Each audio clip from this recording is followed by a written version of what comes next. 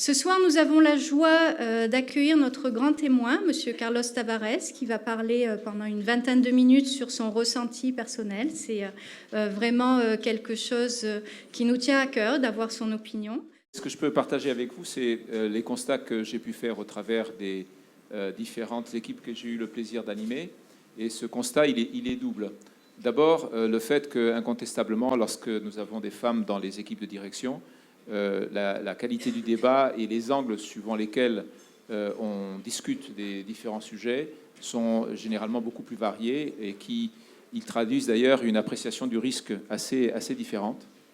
Et ceci m'a toujours conduit à penser que la qualité des décisions et donc la probabilité d'erreur dans la prise de décision était bien plus faible en présence de femmes dans les comités de direction que si cela n'était pas le cas.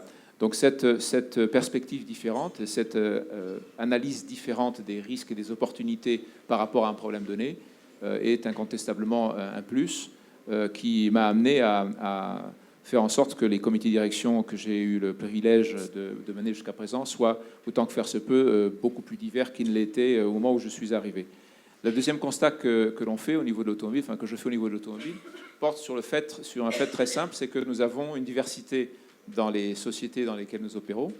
Et donc, le fait de ne pas avoir en interne dans l'entreprise la même diversité que la diversité, finalement, des clients, de la base clientèle à laquelle on s'adresse, est un handicap extrêmement important qui, évidemment, doit être corrigé. Donc, il est dans notre intérêt business d'avoir en interne dans l'entreprise la même diversité que la diversité que nous rencontrons dans notre base clientèle.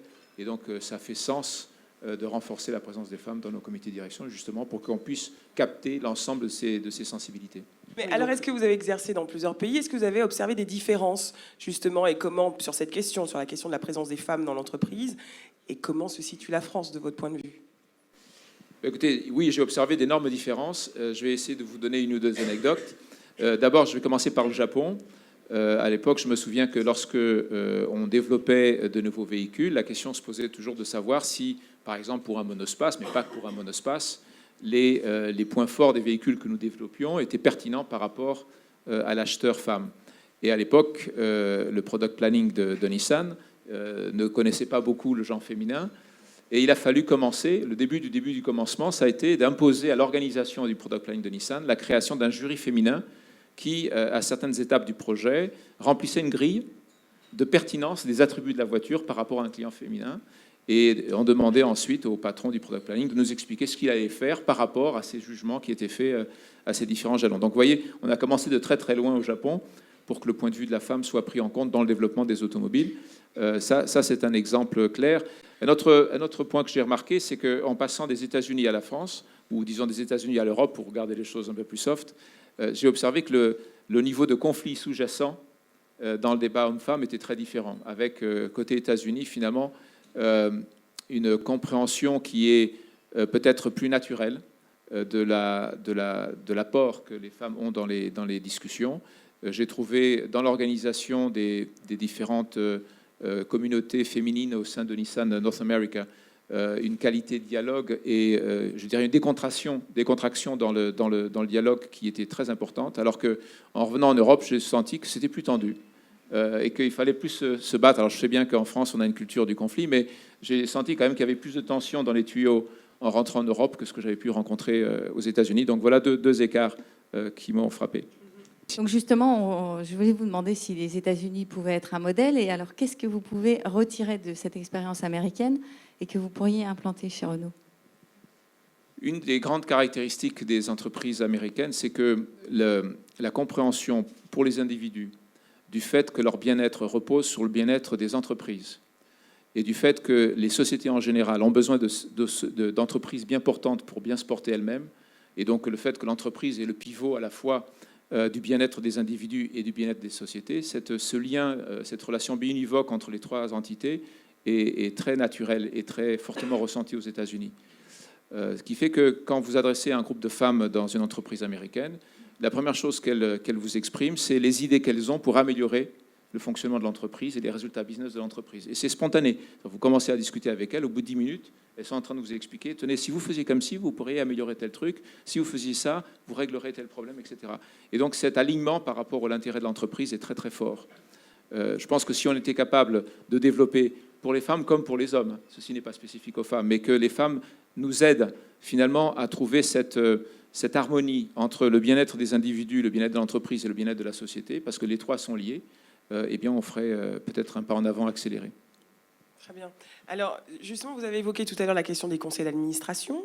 Jusqu'à il y a peu, d'ailleurs, il y avait 3 femmes qui siégeaient au comité exécutif de Renault. Comment est-ce qu'on doit prendre les récentes nominations? Est-ce qu'il y a un moindre intérêt pour cette question? Ou est-ce que c'est passé au second plan, justement, la féminisation du comité Il y exécutif? en a une qui est partie et elle a été remplacée par un homme. Voilà, alors elle n'est pas encore partie, en plus elle est dans la salle. Oui, non mais... Donc je vais être très très prudent, Odile. Hein. C'est bien. Je vais être très prudent. Écoutez, d'une certaine façon, on a continué à œuvrer dans le sens de la diversité. Car même si ceci peut vous décevoir, il y a d'autres formes de diversité que le genre. Il y a des diversités culturelles. Je n'ai pas de raison d'être déçu. Voilà. Il y a toutes sortes de diversités. Il faut faire les deux, c'est tout. Et dans ce cas particulier, un élément qui a pesé dans la décision, ça a été le fait que nous allons faire rentrer quelqu'un qui vient de l'aéronautique, car il nous a semblé très important d'avoir des idées nouvelles sur la façon d'aborder le développement de nos véhicules. Et donc, on a pris en compte cette donnée, quelqu'un qui n'est pas de l'industrie automobile, et quelqu'un qui a aussi une diversité importante au niveau de sa culture, puisqu'il est à la fois allemand et français, ce qui est une autre forme de diversité que nous introduisons. Vous ne pouvez pas en plus être une femme. Oui, ça faisait peut-être beaucoup. Ça aurait été possible, mais on ne l'a pas trouvé. Voilà. Donc il ne faut pas tirer d'autres conclusions que celle-là. Et je m'empresse de vous dire, parce que Odile, elle, pourra le vérifier, que nous sommes en train d'embaucher d'autres personnes à des postes clés de l'entreprise et que très prochainement, un poste clé que je ne peux pas vous annoncer aujourd'hui va être pourvu par une femme. Et Odile vous en fera le témoignage lorsque ceci sera officiel. Mais est-ce que vous êtes à l'aise avec l'idée des quotas, malgré tout? C'est une question qu'il faudrait que vous vous posiez. Ah bah, je vous la pose à vous d'abord. Moi, je suis à l'aise avec l'idée des quotas. Je pense que ça présente à la fois des avantages et des inconvénients. Et il faut manipuler ça avec une certaine prudence. Car nous savons très bien que le plus mauvais service à rendre aux femmes, ce serait de les mettre à des postes de responsabilité sur d'autres critères que la méritocratie. Et ça, il faut faire peut-être attention, mais ça, c'est d'une certaine façon à vous de le doser. Moi, ça ne me pose pas de problème. Je n'appelle pas ça des quotas, j'appelle ça des objectifs, ce qui n'est pas tout à fait la même connotation sur la signification. Je trouve qu'il est nécessaire d'en avoir. Si vous n'en fixez pas dans l'entreprise, les choses n'avanceront pas autrement que par les phénomènes, on va dire. C'est un moteur, une locomotive. Donc c'est un moteur, mais il ne faut pas en abuser. En tout cas, il ne faut pas les rendre stricts et rigides, car ils ont des effets pervers. Donc, pour suivre sur cette idée, cette volonté de féminiser se heurte quand même à des hommes qui pensent que c'est de la discrimination. Alors, comment vous maniez qu'est-ce que vous dites aux hommes pour les rassurer? Ils ont peur pour leur carrière, oui. Je vais peut-être vous surprendre, mais je n'ai pas encore été confronté. En 30 Ça ans de remonte pas carrière, jusqu'à vous? En 30 ans de carrière, personne n'est venu me voir du sexe masculin en me disant que c'est quand même un scandale, que ceci, que cela. Non, Ils viennent nous voir, nous. Ils viennent voir peut-être vous. Ça, c'est pas encore produit. Mais s'ils le faisaient, je leur dirais que d'abord, c'est une question de performance. Et que donc, s'ils sont au bon niveau de performance avec les compétences qui conviennent, eh bien, il n'y a pas à se poser d'autres questions que ces deux-là. Seule la performance et la compétence comptent. Et puis, je leur dirais aussi, en croisant le pas de la porte, que si un jour ils ont besoin de s'organiser, ils peuvent aussi le faire s'ils le souhaitent. C'est pas interdit. Ça, c'est leur problème.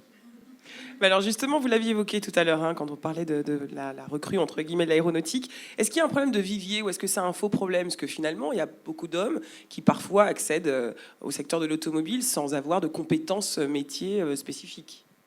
Non, je crois qu'il y a un vrai problème de vivier. Il commence au niveau du système universitaire et des écoles d'ingénieurs. On sait que le taux d'ingénieurs féminins que nous avons aujourd'hui n'est pas suffisant pour nous permettre d'atteindre nos propres objectifs. On s'est fixé un objectif de quota d'embauche de 30% de femmes pour le monde technique. On s'est fixé un autre objectif de 50% de femmes pour le monde commercial et que ce n'est pas très facile d'alimenter le système à ces niveaux-là. Donc il y a probablement là quelque chose qui doit être modifié progressivement plus en amont pour que nous, on puisse alimenter proprement et ensuite laisser le système de méritocratie de l'entreprise faire son travail. Ma dernière question? Non? Oui, vas-y. La dernière question. Donc, l'enquête que nous faisons chaque année avec TNS Sofres montre que les femmes considèrent qu'indépendamment de leurs compétences, certains postes ne leur sont pas accessibles. Est-ce que vous auriez un conseil à leur donner? Est-ce que vous le ressentez? Ça non plus, ça n'arrive pas jusqu'à vous. On vous le dit pas? Écoutez, Écoutez, ça c'est une question sur laquelle je sèche un peu. Je sais pas, je ne crois pas qu'il puisse y avoir. Alors j'espère qu'Odile ne me contredira pas, mais est-ce que une femme ne peut pas être le numéro 1 de Renault? Je pense que c'est possible, tout à fait possible. Est-ce qu'il y a d'autres métiers dans l'entreprise qui ne sont pas accessibles à des femmes? Chaque fois que je vais, parce que Jean-François Cobé est là-bas, chaque fois que je vais à Viry-Châtillon visiter mes amis de la Formule 1, on me fait toujours une démonstration d'un moteur au banc, et le banc est piloté par une femme. Donc je ne sais pas s'il y a aujourd'hui des métiers qui, dans l'entreprise, ne sont pas accessibles aux femmes. J'ai du mal à l'imaginer, mais peut-être que je l'exprimerai de manière différente. Merci. Carlos Merci à Tavares, vous. merci. Merci. Je vous en prie.